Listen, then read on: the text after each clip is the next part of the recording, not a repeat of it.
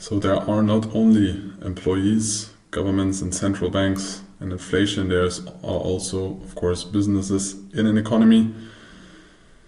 And they have a sentiment because they feel good about the economy in the future or they feel bad about it. So, what is the business sentiment? It measures the confidence and expectations. That is very important because it is about the future, very often businesses, of companies regarding their financial performance and the economy they are part of.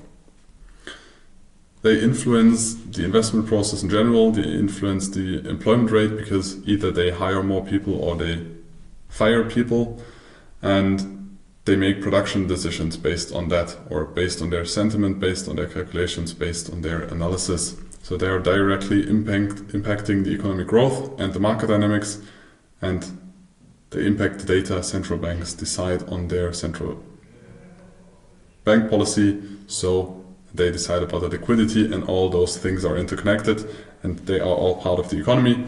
So it is important to know what their opinion is about the economy. What are the key indices? So you have common indicators like the purchasing manager index and the business confidence index. So this measures, it's just like a survey of managers in companies, and most of the times it is above or below 50. Above 50 is like economic growth, and below 50 most of the time is a contraction, economic contraction, so more of a negative sentiment. But how is the business sentiment measured? There are surveys, and the PMI or Purchasing Manager Index is one of the most important. So it's about the managers that decide about purchasing in a company. It's monthly published, and as I said, above 50 is expansion and below 50 is a contraction. Companies also plan for the future, so it also reflects the outlook of a business. It's not about what are you doing right now or what have you done in the past quarter. It's also about what are you planning to do in the upcoming quarters for the future performance. This is also important to know. The components are what is the current condition, what is the current financial outlook, what is the current production they have, either in services or in physical production, and what are your future projections for the next 6 to 12 months. I think 2 years ago I was diving really deep into that rabbit hole. I don't remember all the details anymore because I don't need to. If you want to understand all the details, maybe in the future or next year we're going to make a product about this. But for this and for you as a trader and trying to learn our strategy, you just need to know the basics about this. You don't need to understand this completely. So complex calculations, you need to know above 50 expansion, below 50 decline. You need to know what the Purchasing Manager Index is, that it is based on a survey done with managers in companies. What is the impact on markets? So you have a positive sentiment that leads, of course, to more investments. People or companies hire people, they invest in the economy, they invest in infrastructure, they try to expand or innovate, so they boost markets. Negative sentiments can slow down companies and cut spending of companies. So an employment rate that is falling, or unemployment rate that is rising, and generally more slow growth of an economy in general. It also has an impact on interest rates and inflation, because when there's a very, very strong sentiment, the central bank most likely is trying to reduce and reduce the power or the positive sentiment. So this can lead to inflationary pressures, because if all the businesses very fast get into like a euphoria and try to invest and produce, and everybody wants the same resources, they want employers, they want to buy assets, they need to buy precious metals, they need to buy assets, then the prices of those assets going to rise, and most of the time the inflation is going to rise as well, because you have a lot of interest for rare products. So central banks then tend to raise interest rates to slow down this positive or this euphoria. So you have strong sentiment most of the time is following economic expansion, and then there's possible inflation. So central banks most of the time raise interest rates to reduce the liquidity to slow down this economic growth.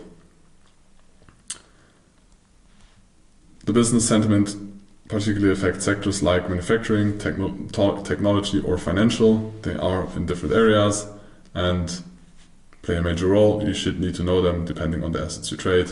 When you trade currencies, you need to know the PMIs of the different countries, for example, or you should compare them when you trade stocks.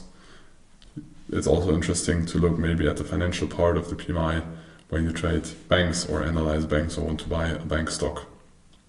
So there are different ways to display this. You should know about it. That's it.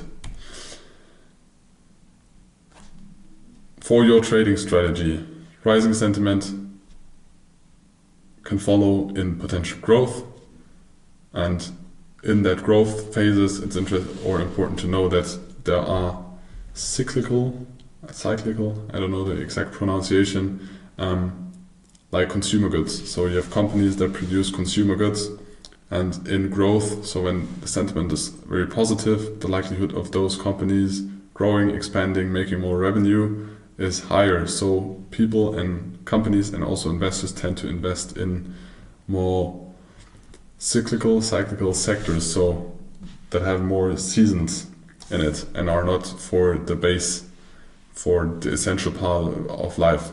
And when the market sentiment is more negative,